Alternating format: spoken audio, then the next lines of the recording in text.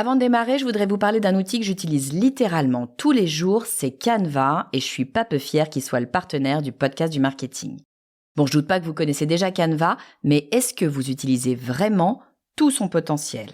Moi, il fait partie de mes onglets toujours ouverts sur mon ordi, au même titre que mes mails, mon calendrier ou ChatGPT. Je l'utilise pour tout, pour créer des visuels, recadrer des images, monter des vidéos, préparer des présentations.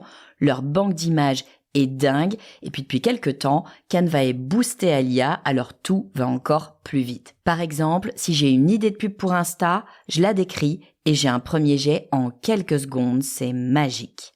Franchement, si vous êtes dans le marketing ou pas et que vous n'utilisez pas Canva, je ne sais pas comment vous faites. Ce qui est sûr, c'est que Canva me fait gagner en temps, en créativité et en professionnalisme. Et cerise sur le gâteau, vous pouvez tester tout ça gratuitement sur canva.com. Je dis ça, je dis rien.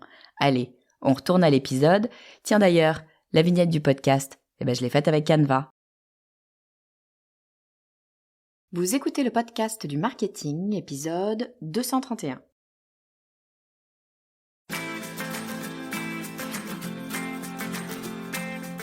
Bonjour et bienvenue.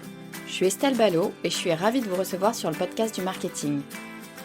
À chaque épisode, je vous propose d'analyser les techniques marketing qui marchent, pas à pas et très concrètement, pour développer votre activité. C'est marrant comment des idées peuvent s'ancrer dans notre tête. Par exemple, le digital, c'est de la tech, c'est pour les hommes. Personne ne me l'a jamais dit et pourtant il y a une petite voix dans ma tête qui me le dit. Ça doit être un truc sociétal. Ça m'a pas empêché de travailler dans le digital, je ne fais pas non plus tout ce qu'on me dit de faire, mais il y a quand même des domaines pour lesquels j'ai toujours une petite hésitation. Comme si j'étais pas crédible, comme si c'était pas fait pour moi. Je peux pas dire que ce soit un vrai frein, j'ai appris à faire taire mon syndrome de l'imposteur, mais il n'empêche qu'il y a des domaines vers lesquels je vais moins naturellement, avec moins de confiance. Un de ces domaines, c'est l'automatisation. En marketing digital et encore plus quand on parle d'emailing, l'automatisation est omniprésente. Ça tombe mal parce que l'emailing, c'est un peu mon dada. Je suis absolument convaincue que les deux principaux assets de mon entreprise sont ce podcast et ma base email. Du coup, impossible de faire l'impasse sur l'automatisation. Et c'est une très bonne chose. Quand on n'a pas le choix, on n'écoute pas la petite voix qui nous dit « c'est pas pour toi ». Et puis c'est une très bonne idée parce que quand on se penche sur le sujet, on comprend très vite que, comme souvent, l'automatisation n'a rien de compliqué et même rien de technique. Alors aujourd'hui, je vous propose un tour de mon outil d'automatisation. Je vous explique ce que c'est, à quoi ça sert, comment ça marche et comment je l'utilise. Cet outil, c'est Zapier. Il y en a un autre qui est très connu, qui s'appelle Make, mais il se trouve que moi, j'utilise Zapier, donc je vais vous parler de celui-là. Mais d'après ce qu'on m'a dit, Make fait sensiblement la même chose. Bon alors, qu'est-ce que c'est que l'automatisation ? Parce que c'est encore un de ces termes ultra génériques qui dit pas vraiment grand-chose. L'automatisation, c'est assez simple, c'est le fait de mettre en place des systèmes qui vont automatiquement faire des tâches qu'on pourrait faire manuellement, normalement, et pour lesquelles finalement on n'a que peu de valeur ajoutée. Donc au lieu de s'embêter à faire 3 fois par jour la même tâche, on va faire un système automatique qui va lancer cette tâche sans qu'on ait rien à faire. C'est un peu magique, mais du coup, c'est ultra intéressant parce que ça va nous faire gagner beaucoup de temps et de charge mentale, parce que la charge mentale, c'est quand même assez important aussi, il n'y a pas que le temps. Donc pourquoi est-ce qu'on va aller automatiser des choses ? Pour gagner du temps, pour gagner de la charge mentale, pour gagner en équilibre, pour gagner en efficacité. C'est pas inintéressant de s'arrêter 2 secondes dessus. Alors évidemment, ça prend un certain temps, un peu comme tout, ça prend un certain temps au début de prise en main de l'outil, de compréhension de l'outil, de comprendre aussi ce qu'on peut automatiser. D'ailleurs, en général, on comprend pas tout de suite, on comprend pas peut-être toujours tout ce qu'on peut automatiser. Il y a certainement énormément de choses à faire. Moi, je suis pour la simplicité, donc je pense pas qu'il faille automatiser nécessairement tout d'un coup, ni d'ailleurs qu'il faille automatiser tout ce qu'on peut automatiser. Pas nécessairement. En tout cas, il y a certaines choses qu'on n'aime pas forcément faire, ou peut-être qu'on aime faire, c'est pas vraiment la question, mais vraiment pour lesquelles on n'a aucune valeur ajoutée. Ça pourrait être aussi bien notre voisine qui le fait, ça changerait pas grand-chose. Ces tâches-là, si on peut les automatiser, c'est pas toujours le cas, mais si on peut les automatiser, on a vraiment intérêt à le faire pour se libérer du temps pour faire des choses pour lesquelles on a plus de valeur ajoutée, comme par exemple créer du contenu, discuter avec nos clients, faire de la prospection, que sais-je, mais évidemment qu'il y a des tâches plus intéressantes que ces tâches récurrentes, bien souvent un petit peu administratives. Bon, mais je le disais, moi je suis pas sûre qu'il faille tout automatiser. En fait, c'est un petit peu le risque quand on met le doigt dans ce genre de système. On commence par découvrir, on se dit « Oh, mais attends, c'est génial ce truc, je gagne 5 minutes. Mais 5 minutes plus 5 minutes, à la fin de la semaine, ça fait 1 heure. Je gagne 1 heure de temps parce que j'ai automatisé telle tâche. Et ben, c'est super, je vais gagner encore plus de temps, puis je vais automatiser ci, puis je vais automatiser ça, puis je vais mettre des automatisations partout, etc. » Là, moi, je dis attention, bien sûr c'est très bien et je trouve ça super de gagner du temps, mais il faut faire attention à ne pas, à mon avis, compliquer trop les choses. C'est un petit peu le risque parce que on se dit ah ça y est j'ai compris comment ça marche et on en met partout et finalement, on en vient à se compliquer plus la vie que ce qu'on avait avant. Parce que avoir une automatisation c'est bien, mais il faut encore se souvenir qu'on a cette automatisation, parce qu'à force on oublie que la tâche est faite et on peut mettre en place d'autres systèmes qui viennent se contredire. Donc attention à ça. Moi je pense qu'il faut garder un tracking. Je le fais pas, mais il faudrait. Je pense qu'il faut garder un tracking de ces automatisations pour justement pouvoir revenir dessus et savoir ce qui est envoyé ou fait automatiquement. Parce qu'encore une fois que c'est fait, on a tendance à avoir plus de mal à s'en rendre compte.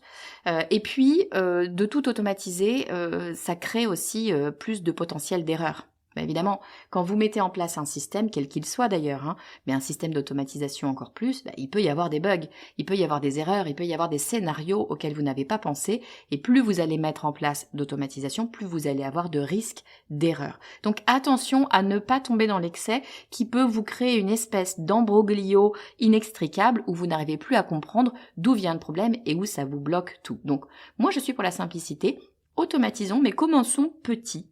Commençons par automatiser des tâches simples qui vont nous faire gagner du temps, de la charge mentale, et c'est tout. Il y a un autre élément auquel il faut faire très attention, en tout cas faire attention à ne pas perdre avec l'automatisation, c'est notre authenticité.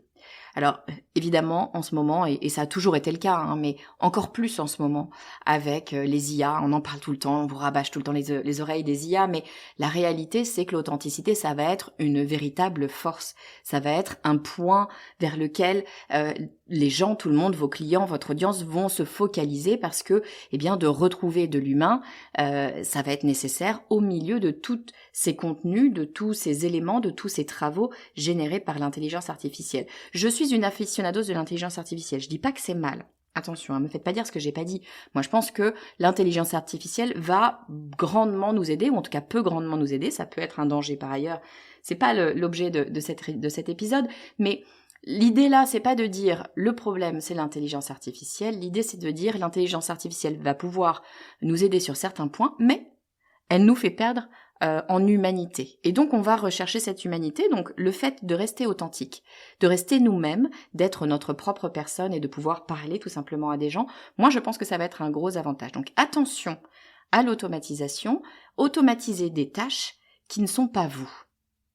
N'automatisez pas des éléments qui pourraient être écrits par vous. Ou en tout cas, je vous y invite pas, vous faites bien ce que vous voulez, mais je pense qu'il faut garder sa propre voix. Je parle d'écriture, mais c'est surtout, c'est vraiment sur votre ton. La personne que vous êtes, l'authenticité, l'humanité va avoir de plus en plus de valeur, je pense, dans les mois, les années qui arrivent. Bon, une fois que j'ai posé ça, c'était un petit peu mon introduction, disclaimer, attention, voilà ce que c'est que l'automatisation et voilà ce qui, à mon avis, ne faut pas faire. Maintenant, je peux peut-être vous expliquer un petit peu plus dans le détail ce que c'est que cette automatisation et surtout cet outil Zapier dont je vous parle. Donc Zapier, c'est un logiciel, un SaaS, c'est-à-dire c'est un système par abonnement qui va vous permettre d'automatiser des systèmes que vous allez mettre en place. C'est à vous de construire les systèmes. Vous allez voir qu'il y a des systèmes déjà pré-créés, mais il n'empêche que c'est à vous de construire les systèmes. Comment est-ce que ça fonctionne ? En fait, Zapier, c'est un entremetteur. Pour faire simple, ce qu'il va faire, c'est qu'il va faire fonctionner ensemble différentes applications ou différents logiciels, différents sites internet ensemble. Et c'est ultra utile parce que, je ne sais pas si vous avez remarqué, mais on utilise de plus en plus d'outils directement en ligne pour notre business. Je vous donne un exemple. Vous allez peut-être utiliser Google Drive pour sauvegarder vos documents. Et puis, vous allez peut-être utiliser Calendly pour prendre vos rendez-vous. Et puis, vous allez peut-être utiliser un logiciel de facturation en ligne pour pouvoir suivre votre comptabilité et faire les factures pour vos clients.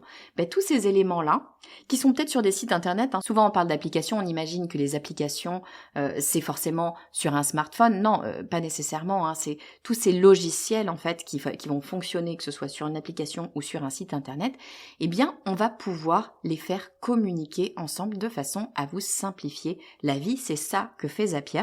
Elle met en relation votre compte Google Drive et votre compte Calendly, par exemple.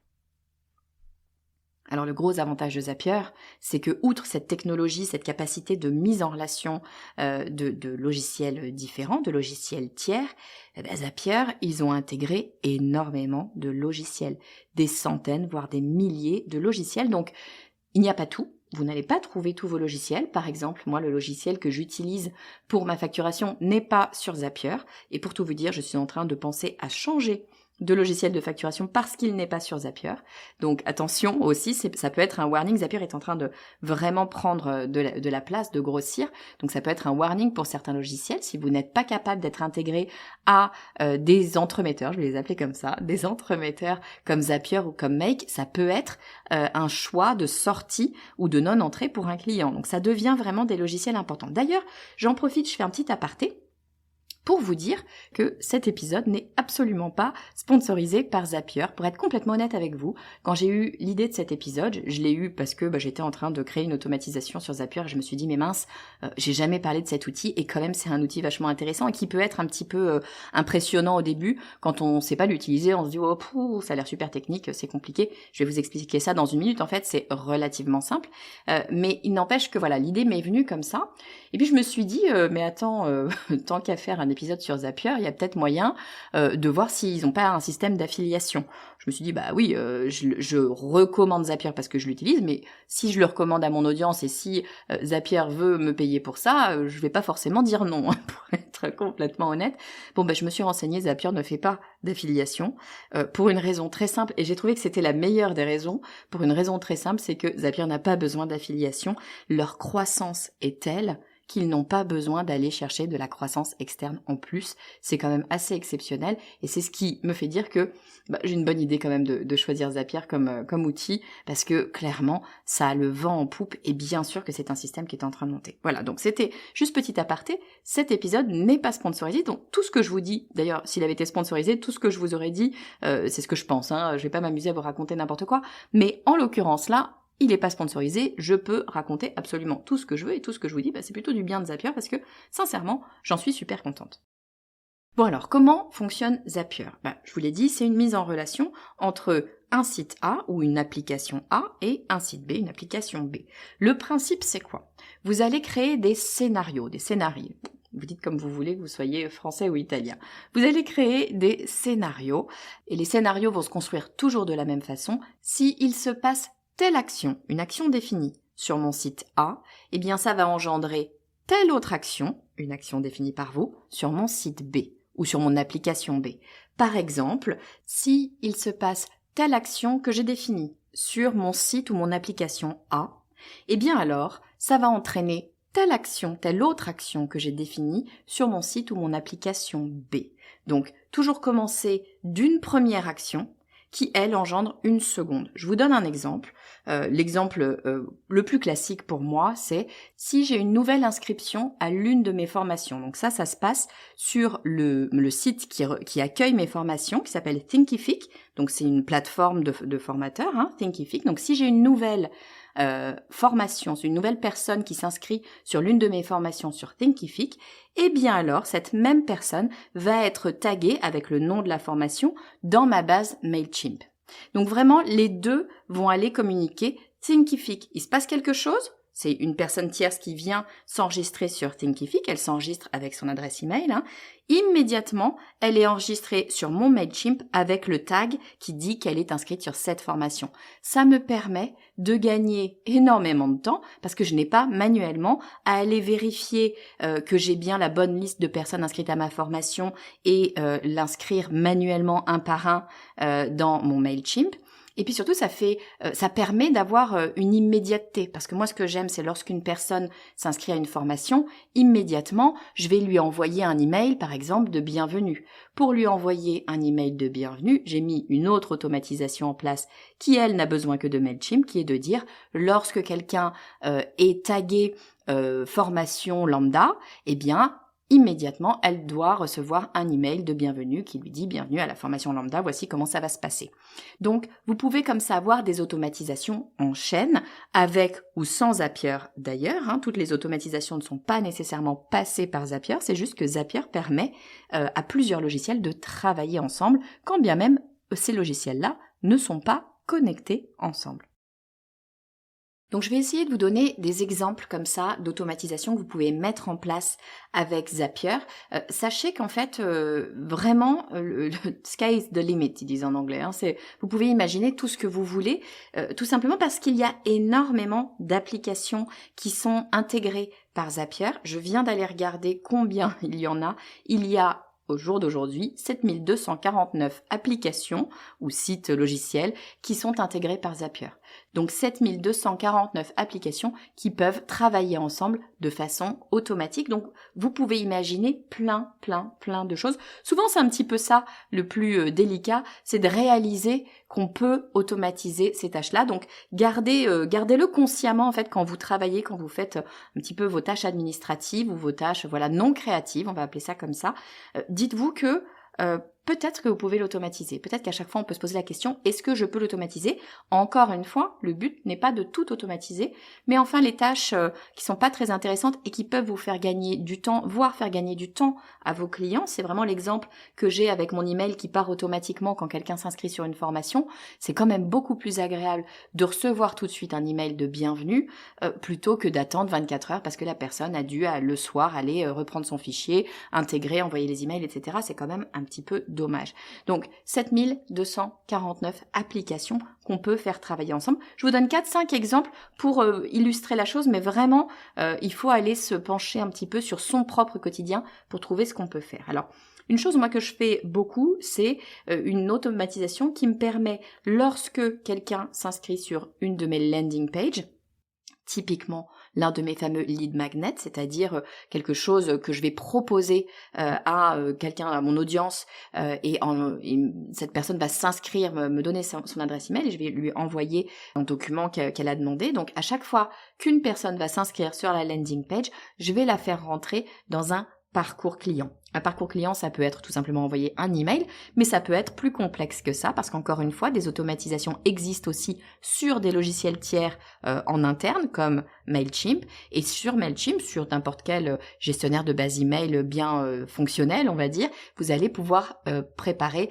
des parcours clients, c'est-à-dire que lorsque quelqu'un s'inscrit à votre newsletter, vous allez pouvoir par exemple lui envoyer un premier email de bienvenue, puis au bout d'un certain temps que vous aurez défini, lui envoyer un second email, puis au bout d'un certain temps, peut-être lui envoyer un quiz, etc., lui envoyer ce que vous voulez, mais en tout cas, créer comme ça des parcours automatisés. Donc ça, c'est vraiment intéressant parce qu'encore une fois, ça vous permet de le faire rapidement et de faire en sorte que le client en face, ou l'audience, ou la personne à qui vous envoyez quelque chose, reçoive immédiatement son dû et qu'elle n'ait pas à attendre que vous, en fin de journée ou je sais pas quand, vous repreniez vos fichiers.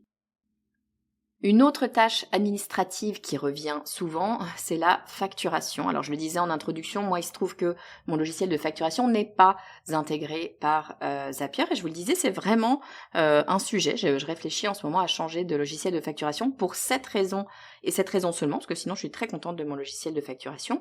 Mais si vous choisissez un logiciel de facturation, et il y en a plein, qui est intégré par Zapier, à chaque fois que vous avez une nouvelle commande, dans mon cas sur Thinkific, parce que c'est le site qui héberge mes commandes, donc c'est même pas mon site à moi.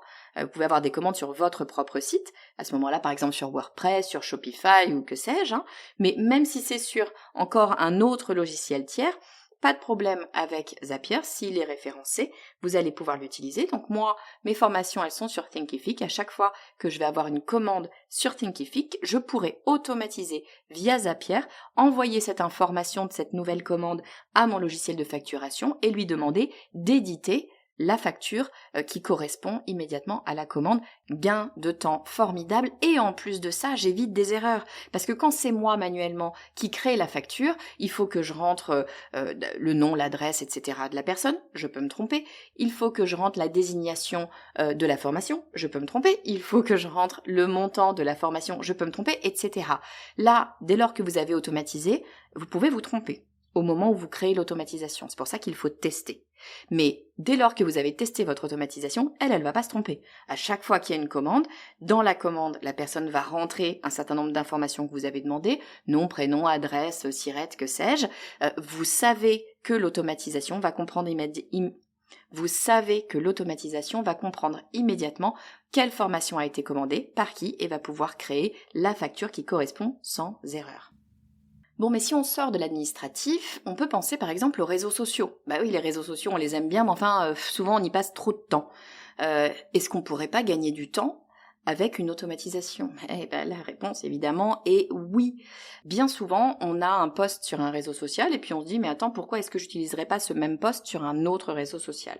Bon, je dis pas qu'il faut tout le temps le faire parce que il y a des codes différents selon les réseaux, mais enfin après tout, si on l'a fait, ce post, pourquoi pas tester et voir si ça marche sur un autre réseau social? On peut penser par exemple Instagram, Facebook. On crée un post sur Instagram, on voudrait pouvoir automatiquement le publier sur Facebook. Manque de peau, Instagram n'a pas prévu cette automatisation, pour une raison qui m'échappe d'ailleurs. Eh ben ça tombe bien parce que Zapier, lui, l'a prévu. Vous pouvez dire à Zapier, cher Zapier, à chaque fois que je crée un post sur Instagram, merci de bien vouloir le publier également sur mon compte Facebook. Zapier va savoir connecter votre compte Instagram et votre compte Facebook, prendre votre post sur Instagram et l'envoyer directement sur Facebook, c'est magique. Mais on peut aussi aller voir des logiciels complètement différents. Par exemple, Typeform. Vous avez un questionnaire sur Typeform parce que vous voulez en savoir plus sur vos clients ou parce que vous conduisez une étude pour une raison qui est la vôtre. Bon, les personnes qui remplissent un questionnaire, on sait, elles prennent du temps pour pouvoir vous donner leurs réponses. Vous voulez les remercier, c'est quand même la moindre des politesses. Ce serait pas mal de pouvoir leur envoyer un email juste après qu'elles aient rempli ce fameux questionnaire pour les remercier d'avoir pris le temps de vous aider finalement à pouvoir conduire votre étude.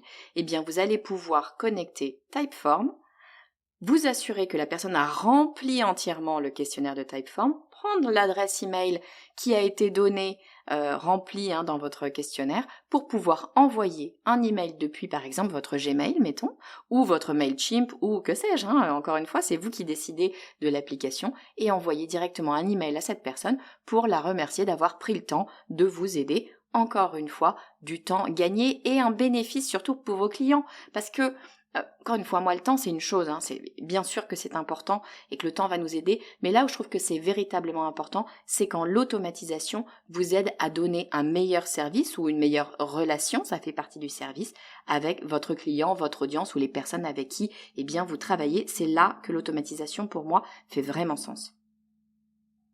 Bon, et puis allez, un dernier exemple que je vous donne d'automatisation que vous pouvez faire avec Zapier. Je ne l'ai pas testé.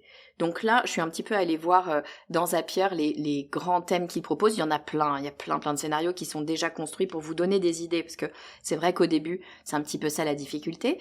Là, en l'occurrence, je suis allée regarder ce qu'ils peuvent faire avec l'IA. Ben oui, évidemment, c'est comme tout le monde. Zapier, ils sont en train de se pencher sur l'intelligence artificielle et voir comment ils peuvent faire pour, allez hop, intégrer de l'intelligence artificielle au sein de leur système. Et là, boum, ça va commencer à faire des choses vraiment très très intéressantes. Donc, j'ai pas testé. Vous me direz si vous le testez, mais je trouve l'idée super intéressante. Grâce à l'IA, Zapier vous propose de créer en 3 clics, quasiment, un chatbot qui va vous permettre, alors leur exemple c'est ça, d'onboarder des nouveaux employés. Qu'est-ce que ça veut dire? Ça veut dire qu'en fait, vous allez remplir un PDF avec toutes les questions fréquentes que vous avez par vos nouveaux employés, ou avec les grandes tâches qu'ils ont à faire en priorité, ou les personnes que vous voulez leur présenter avec une description, que sais-je, toutes les informations que vous donnez de façon un petit peu mécanique ou répétée à vos nouveaux employés pour qu'ils puissent partir sur un petit peu tout le monde les mêmes bases. Et bien là, vous pouvez le faire avec un système de chatbot. Je trouve ça assez merveilleux. Vous remplissez un PDF dans lequel vous mettez toutes ces fameuses informations, vous le rentrez dans le système de Zapier. Zapier, grâce à l'IA, récupère ces informations et va pouvoir répondre à votre nouvel employé qui rentre par exemple comme question quels sont les salariés que je dois rencontrer en priorité, ou quelles sont les tâches pour lesquelles je vais être évalué, ou comment faire pour faire tel élément, telle tâche qui va m'être demandée. Tous ces éléments-là, vous pouvez les mettre dans un PDF et bim, c'est rentré dans un chatbot. Vous avez un chatbot qui fonctionne grâce à l'IA en quelques clics. Bon voilà, mon point ici, c'est pas de faire la pub pour Zapier, hein, vous l'avez compris, ils n'ont pas du tout besoin de moi pour faire de pub, puisqu'ils font même pas d'affiliation parce que leur croissance est énorme. Donc, encore une fois, ils n'ont pas besoin de moi. Je voulais vous parler de Zapier parce que moi j'ai découvert cet outil il y a, je sais pas, peut-être, je dirais 2-3 ans, et vraiment, je trouve que c'est d'une aide formidable. Il y a une partie qui est gratuite, alors je sais plus exactement, moi j'ai une version payante, mais il y a une partie déjà assez conséquente qui est gratuite, qui vous permet vraiment de tester des scénarios, des scénarios différents, et de voir si c'est intéressant pour vous, et ça devient payant. Je crois que vous avez 100 automatisations, peut-être sur une période d'1 mois, je me souviens plus, mais sans automatisation que vous pouvez faire avant d'avoir à payer. Donc je trouve que c'est pas mal, ça permet vraiment de se faire une idée, de tester plein de choses différentes et de voir si ça vous apporte quelque chose. Et après, le paiement n'est pas extrêmement cher, donc bien sûr, hein, c'est toujours un outil payant, plus un outil payant, plus un outil payant, donc on sait ce que ça donne à la fin, mais vraiment sincèrement, moi je pense que c'est une vraie bonne idée pour gagner du temps, gagner de la sérénité et encore une fois aussi gagner en service, en rapidité de service et en précision parfois pour nos clients, pour notre audience. Donc ça vaut vraiment le coup d'aller regarder ces automatisations. Et surtout le point que j'avais moi avec cet épisode, c'était de vous dire, et c'est vraiment mon point de départ, moi quand j'entends automatisation, et notamment sur LinkedIn, je vois plein de gens parfois qui font des posts sur l'automatisation, c'est quasiment toujours des hommes qui le font. Et ça m'a fait dire pendant un temps que ça doit être technique, ça doit être très compliqué, et pauvre petite fille que je suis, et c'est moi qui me le dis à moi-même, encore une fois, personne ne m'a dit ça, mais pauvre petite fille que je suis, je vais pas être capable de mettre ça en place parce que un truc inconscient complètement idiot me fait dire que automatisation c'est compliqué, c'est pour les garçons. Évidemment que ça n'est pas le cas, j'ai pas besoin de vous le dire a priori, mais surtout ça n'est pas technique.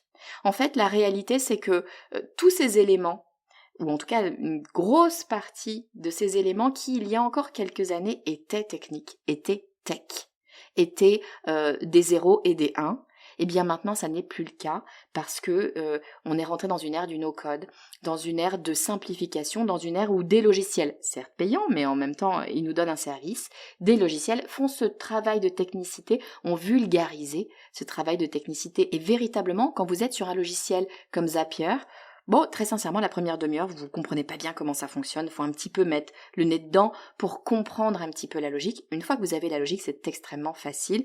Et maintenant, même, il vous guide, encore une fois, avec un système d'IA, et vous demande, écrivez-moi ce que vous voulez faire, et je vais vous construire l'automatisation qui correspond. Donc, véritablement, mon point, c'est, n'hésitez pas, que vous soyez homme ou femme d'ailleurs, mais n'hésitez pas à regarder ce qui se passe dans les automatisations, ce que vous pouvez faire, parce qu'il y a énormément de choses que vous pouvez faire et le faire de façon ultra simple, sans connaissance technique. Donc, allez-y.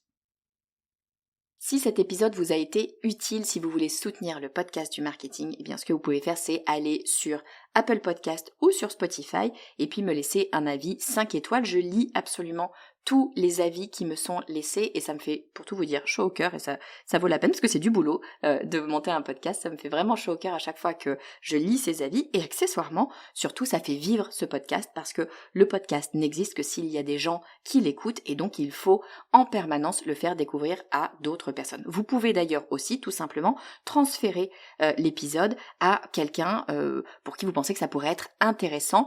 Si vous êtes sur Spotify notamment, vous avez en bas de votre écran un petit onglet qui vous permet de transférer sur WhatsApp, par message, par email ou ce que vous voulez automatiquement l'épisode, donc n'hésitez pas à le faire. Je vous dis à très vite.